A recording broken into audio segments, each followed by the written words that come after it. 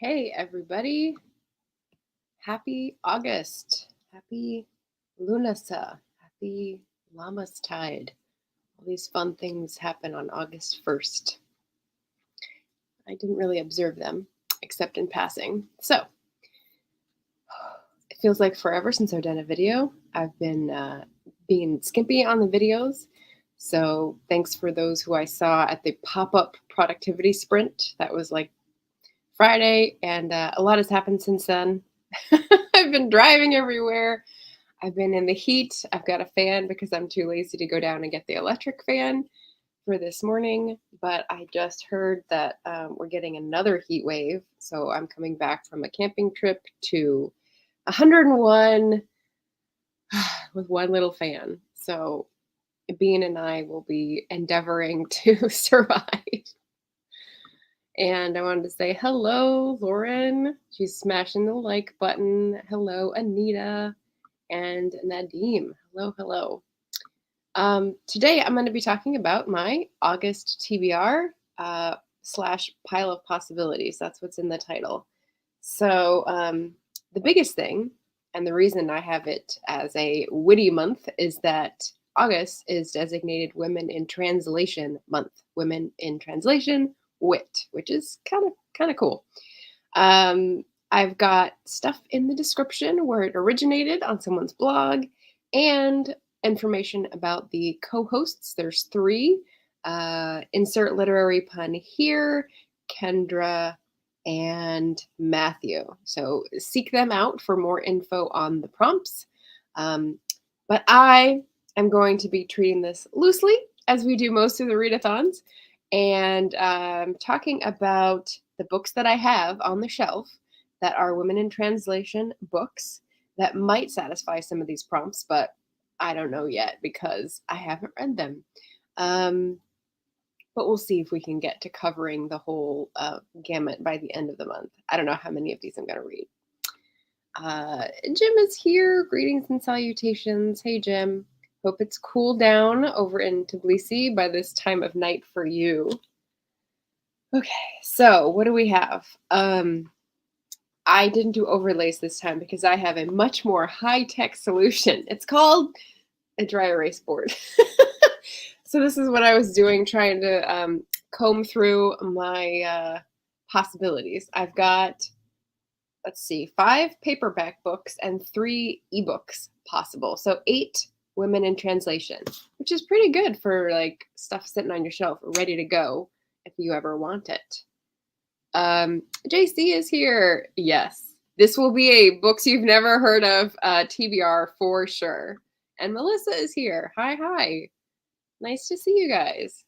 I saw JC earlier today on the productivity sprint run by Lisa of Bestselling Author Coach, and got a lot done. So I still didn't work on my editing schedule though. Oh, which I was going to ask for help on. If any of y'all do editing work, how do you write that on your calendar? How do you track your progress? Because I am just like, it is not happening. So let me know. And then let's tackle these books. So let's do the paperbacks first. I've got one that I got on my trip to Boston last year, Carolina and the Torn Curtain. This is by Marla Shimichkova, and I did look up how to pronounce that, so go me, planning ahead. It's a mystery. It is translated by Antonia Lloyd-Jones, and I believe it's, Polish. So this was a BookTube darling the last couple years, and when I saw it in a bookstore in Boston, I thought, ooh, perfect area that I don't get to, find in a bookstore pretty often. Some of my other paperbacks are from used bookstores and they're older versions, but this is a pretty new book, and I'm looking forward to it. It's a mystery, so it's not literary, which some of the others tend to be. I'm excited about that. Where can I put this? All right, on the floor. Oh, right. Jim is on his vacation in Pasanari, 80 kilometers away and 1,000 meters higher. Oh, good. So you're definitely keeping cool in the water. I remember one of your recent vlogs had you guys standing in the water. It just looked nice. So well done. Next BookTube darling paperback is The Door by Magda Sabo. And this is translated into English by Len Ricks by the estate of Magda Sabo. Okay, so she's not living. Translated from the Hungarian. So there's a different country, one we don't normally hear from. This has been all over BookTube. I think a couple other people are reading this month because it's more well-known. And I've dropped comments on their videos saying, ooh, okay, we're both going to be reading it this month. I'm excited to see what we all think. I'm actually reading it for my Patreon book club. So we will be discussing it on Sunday, the 28th. So if you're interested, there's still time to sign up. I've got information here. So Patreon_MP4 is my abbreviated bit.ly link. This is not a mystery. Let's see. An unsettling exploration of the relationship between two very different women. Magda is a writer, educated, married to an academic, not an epidemic. Emerence is a peasant, illiterate, impassive, abrupt, seemingly ageless. She is Magda's housekeeper, and she's taken control over Magda's household, becoming indispensable to her. So I think this is going to be more of like a psychological novel. And from what I've heard from other people crowing about it on YouTube, should be a good one. So I'm excited for that. I may just do the Patreon book club one because they seem kind of the same tone or like mood, and I may have to like choose this month. So the other paperbacks, this one I have had for a while. It's A Season in Rijata by Maurice Conde. Got it at a used bookstore, so this is like an old, I think, 80s version. It is translated from the French by Richard Philcox, who I already read the information on the inside, and it turns out it's her husband, which is kind of cool. Like you write, and then your husband translates your work by a Guadeloupean author. And I read another of her books, and it was kind of a trudge. So I'm thankful that this is much shorter, and may definitely prioritize this because I want to like Maurice Conde based on who's the booktuber in Germany who reads French books? Hélène. Oh, someone help me with her name. So there's 3. 4, Gabrielle Roy, Garden in the Wind. This is translated from the French by Alan Brown, and this is an author from Canada. And Tin Flute is her most famous work, and I think some people have definitely commented on that on BookTube, but it's mainly people who are more into classics and literary and backlist, and so this is even more backlist because this is a collection of stories and whatnot. So yeah, Queen of Books you've never heard of, also backlist champion. How about that? That's number 4. And then number 5 is a fun departure from these. It's called Ascendance of a Bookworm, and it looks like manga, but it's not. It's by Miya Kazuki, and the translator to English is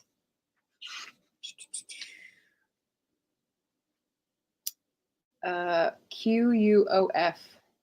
Interesting. I don't know what that means. It must be like someone's nom de plume as a translator. But it's not manga. It's actually all text. Well, there are a few pictures in there, I guess.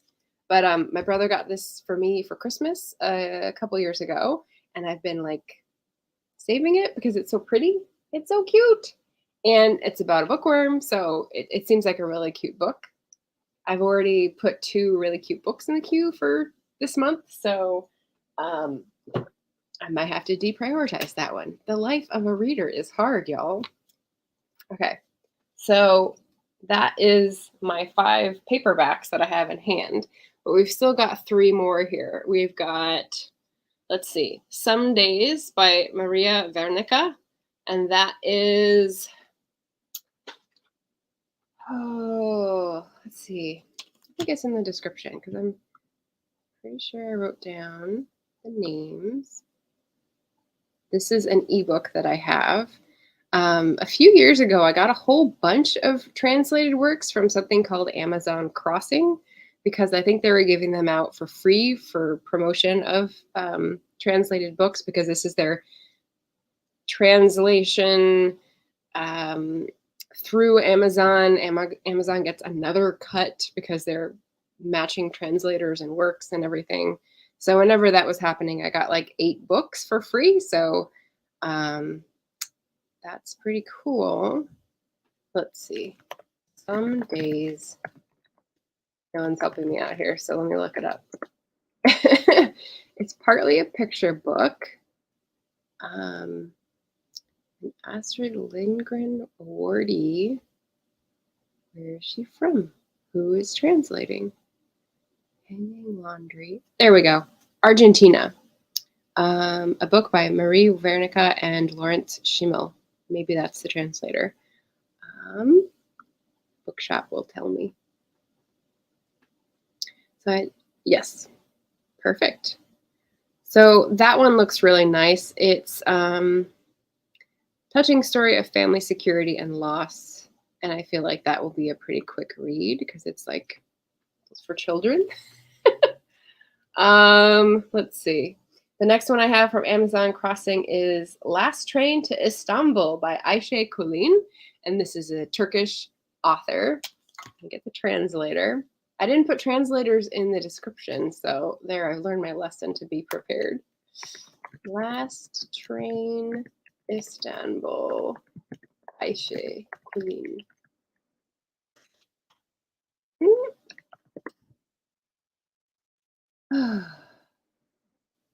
Originally published 2002.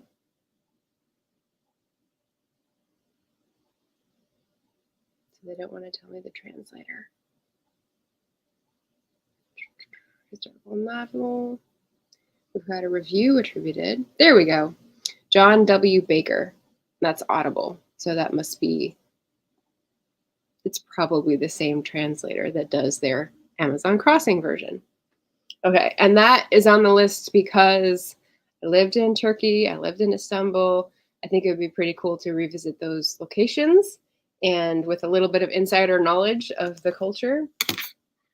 And then the last ebook I have, third ebook, is called The Great Passage by Shion Miura, and that is from Japan. And the translator is, feel free to respond to the question of the day while I'm looking these up for everybody. Translator of this one is Juliet Winters Carpenter. There we go. From the Japanese. So we'll see. That is 8 books for one readathon, which isn't going to happen, so I'll have to pick and choose. In July, I read 9 with all the stuff that was going on. So, yeah. So I probably do about 4. If you have any thoughts about which ones that should be, drop it in the comments. Again, maybe you just want to go by country and tell me which country's writer you want me to read. So far, we have Japan, Guadeloupe, Canada, Argentina, Hungary, Turkey, Japan again, Poland. That's it. So I only had 1 repeat. That's pretty diverse. Usually I only have like a couple things and I'm, searching out alternatives. So feel free to drop your opinions in the comments. JC's excited to read a mystery. Pixie Duff says that's a light novel. I bet that's about the ascendance of a bookworm. I was just watching someone else's video where they mentioned Ascendance of a Bookworm Volume 3. I have Volume 1. And they mentioned some spoiler. And I was like, oh, okay. Oh, well. All right. So besides those, I'm going to need some breaks from translated women. And I've got this already done. Nathan Pyle's Strange Planet, which is a comic book and delightful. I don't know if anyone has seen these comics that sort of make fun of humans and our weird foibles, but that was very enjoyable. Just finished that today. And then I sort of have been going through the piles of books that I left behind me since I got back 2 days ago, and I've put a whole bunch. I got a grocery bag full of books to go out to the used bookstore, and more piles to go through, of course. But I stared at my bookshelf with all the want to reads and prioritized a few, just as a pile of possibilities exercise. And I came up with these. I don't know that they, are any sort of theme. They were just prioritized for all different reasons. There's a book tag that's been going around recently. Why haven't I read these books? And this is sort of the opposite. It's like, why did I pick these for this month? I don't know. I'm coming off a very nonfiction heavy July, and I'm still half nonfiction, half fiction in my non-wit readathon books. But here, I'll just show you. So first I've got Wasted, a novel by Randy Susan Myers. And if you notice, it's a library book, and I've had it for several months because Portland libraries don't do fines anymore, and no one wanted this book. It's backlist, of course. But like, I don't know, 6 months ago is when I saw Randy Susan Myers on a Mighty Blaze show, and she was so fantastic. She was so warm and witty and engaging. I thought, oh, I want to find a book by her and read it. And because of all the other readathon stuff, it's just been sitting there. So that's a possibility. When I was going through my book piles, I did a lot of try a chapter or try a random page. And I did some sorting that way because there are a lot that feel heavy that I don't really want to do in August. August is already like a heavy, as evidenced by the heat and the humidity, heavy month. So I want to engage my brain or like laugh at light things. Somehow that relieves my August feelings. I don't know. How do you relieve your August feelings?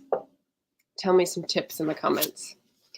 In my nonfiction pile of possibilities, I've got an oldie called Deep Economy by Bill McKibben. This is along the same vein as the other nonfiction I've been reading, The Wealth of Communities and the Durable Future. So just looking to people to lead the way towards more sustainable growth, or not growth at all, but regeneration, so that we don't destroy the planet. It's one of those things. I've had this book for a while, I Am Not Your Negro by James Baldwin, or rather made into a movie by writings from James Baldwin and then turned into a book based on what they pulled together. I flipped through this too, and there's lots of different things that they pulled out that are not quotes from James Baldwin, but are FBI reports. What do we have? Poems, interview quotes, Martin Luther King quotes, interviews on TV shows like the Dick Cavett Show. It's a real random assortment. I mean, it's not random, but it feels like it when you flip through. So I'm going to be interested, if I get to this, to be able to absorb the intention with which those materials were put together. I haven't seen the film, so I was happy to get this book version because book version, right? And then finally, I think I'm going to tackle this because it's going to be a wild, fast read. I figured this would be like good but fast for when I need something that's not. So the Firekeeper's Daughter by Angeline Boulley. This is definitely a booktube darling as well. I was happy to get this, I think, on the half off Barnes & Noble sale. Not this Christmas, but last Christmas. Can that be possible? No, it's July. It must be the most recent Christmas. And so that I thought that would be a good one as well. A little magic, a little indigenous wisdom, a lot of social critique I'm expecting. So excited about that. Relief August feelings with popsicles. Lots of them. Good. That is a good tip. My mom had gotten creamsicles a bit ago, and those were so good. I hadn't had a creamsicle in decades. It was like really refreshing. I've definitely got ice cream in the freezer, and I'm chugging down the water. But before this, I didn't plan well, and I made tea and had like hot potatoes and veggies for lunch. So I'm just like, I didn't need to go down and get the fan. At least the tea is room temperature now. All right, so we've got Lauren voting for Japan. Definitely put your votes in. I know I can't put in a poll with 8 or 7 because there's 7 countries, but yeah, let me know. Do I have another pen to put the countries? I'll do this. How about this? I'll put up a poll the old-fashioned way. So Japan, Guadeloupe. I don't know how to spell that in English because I've always seen it in French. Canada. Melissa, you gonna weigh in for Canada for your own country? Argentina. Hungary. I know I'm gonna read that one because it's my book club assignment. Turkey. Japan and Poland. So feel free to, even afterwards, I'll keep counting votes. We'll see what I get to as much as I can. But go ahead and I'll put this in front so you can see all the names. There we go. Tell me which country you're most interested in. Sorry if the sound got swallowed because I was talking into the back of the dry erase board. Oh, sound engineers. Yeah. Don't know what to do with me. But yeah, there's my high-tech system. And I'll probably end up reading, 9 books again. That seems to be the average so far this year. July wasn't a great reading month in terms of star ratings. I'll just give that as a preview. My wrap up for July will be next Wednesday because, as I said, I'm going on a camping trip and escaping to the cool Washington State beaches this weekend. And unfortunately, coming back to 101-degree weather, someone just said, but maybe the forecast is wrong. Hopefully. Yeah.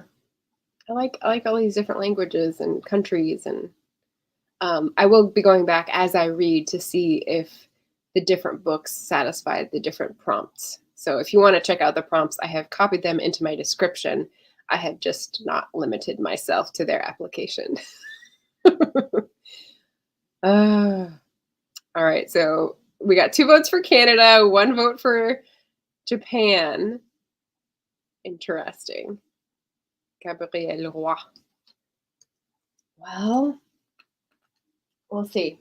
Maybe when I come back from camping, there will be some more votes. As of right now, it's definitely Hungary. And as you know, I've got a list of goals for each month because of Melissa's tracker. And one of them is to read an ebook. So I will probably read at least one of the ebook versions, which are Argentina, Turkey, and Japan. So we'll see. If I read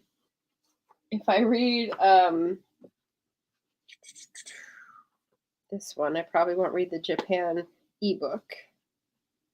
The Door, Hungary, and Poland. That's pretty close. That might be interesting to compare. And it's a mystery, so it'll probably go faster. Anyway, there are lots of priorities that are conflicting here, so I will try to be guided by any votes I get. JD's super hella busy today, though wanted to drop by and say hello. Can't make it public. TBR to save my life. Nice typo, JD. Nice typo. Yeah. Okay, so that's the TBR. Anyone want to discuss the quote of the day? I know I've got a couple of writers on here, but what I did this morning during the productivity sprint was was thumbnails and StreamYard events and emails and some like planning conversations. So what I have left to do is sending emails to my condo association about shoddy work and also doing this editing schedule. I remember when I started publishing, I was introduced to the idea of a production calendar, and I thought, that's so cool.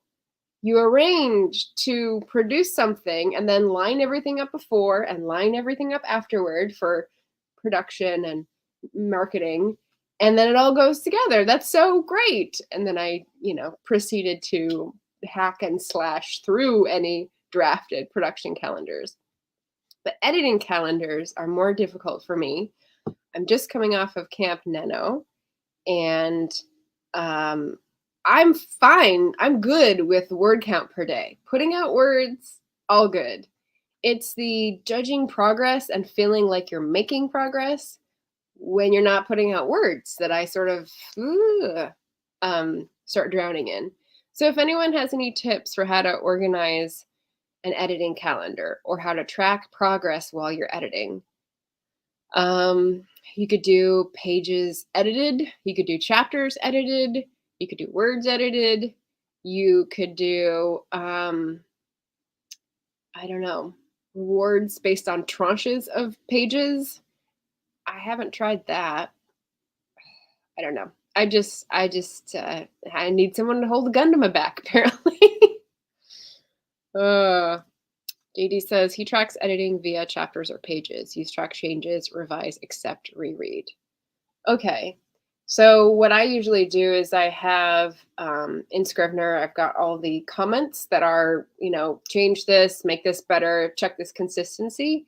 And I could count all those up because they don't count them for you, or at least I can't find where they count them for you, and tick them off one by one and have that be my progress marker. But that's just overwhelming. I know that that's how Chandra Arthur works. She has I have 764 and I'm 356 in, and she counts them individually. And that sort of makes me want to hurl, because that's so much work involved in tracking the progress that I feel like it takes away from making the progress. So I don't know. That's why I was hoping for a less overwhelming method if anyone has something different or a different framing. What was the quote? I'm not sure what you mean by the quote. This is a question of the day. Maybe I said it wrong instead of quote of the day. Pages and chapters work best for me just because it's easier to measure, says JD. With words, it goes up and down and up and down. That's true. Yeah. Yeah, and by comment, I mean, you feel good because you're Xing out of the comments as you go, and it's kind of like crossing things off your to-do list. But there's just so many. Maybe it's both, and I could do a thermometer of both. Melissa says, I do pages edited, but I don't do big things like books. I work with smaller projects. Yeah, I think it's less how big the project is and how your mind works in terms of your list. Like when you make a list, does it need to be small and manageable, or do you chunk things or whatever? So yeah, quote of the day, question of the day. Something else I do, says JD, is read and divide by sections and highlight those sections with different colors. Read and divide by sections and highlight those sections with different colors. I do like highlighting with colors. Yeah, and some people have talked about something similar to that.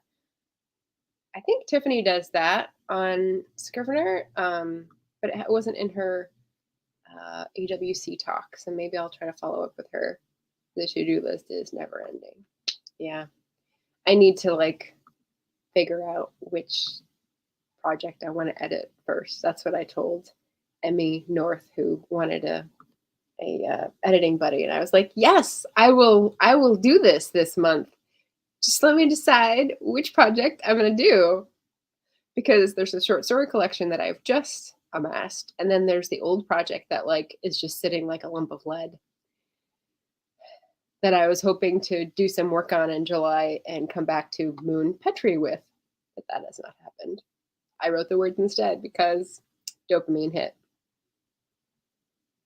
Maybe instead of a chapter, it's a scene. Melissa says, for my project management, I use Asana. I've heard of Asana, and that way I can organize by big tasks and also smaller subtasks. Yeah. I think Asana is kind of like Kanbanuri, which I used for a while, which I haven't used in years. Because right now what I'm doing is just paper. And where am I putting anything? And tracking progress on Notion, thanks to Tiffany. But I don't have task management. It's all up here, which is not great. Any special print on the shirt or pendant on the necklace? Oh, not on the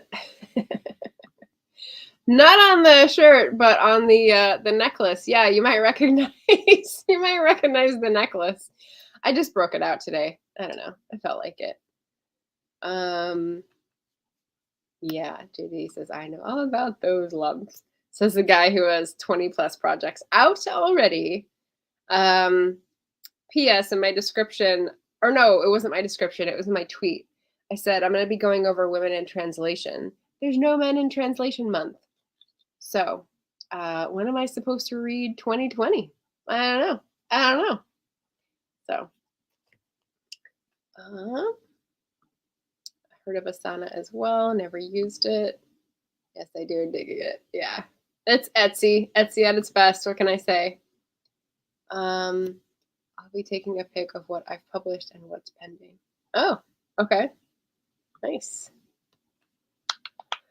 All right. Well, that is the TBR for my August, my pending task list for August, since you're here during my, I don't know, cri de coeur of shame and like behind-handedness. And oh, yeah, Caribathon was a thing. Yeah, I could have read 2020 for that. I'm doing like one poem at a time, so it's happening just in slow motion. I've used Asana for years and love it, says Melissa. Is it a paid thing though? That's where I'm not gonna be going. All right, well, that has been your August TBR. Don't forget to like, share, subscribe, comment, etc., etc. Let me know if you're watching afterwards your vote for which country I should prioritize on the translation list. And is there anything else I forgot? I think that's it. I've got some coming attractions in the description. But other than that, we're good to go for August, and we're off. So thanks for coming, thanks for watching, and have fun reading this slow, sultry month. Okay, bye everybody.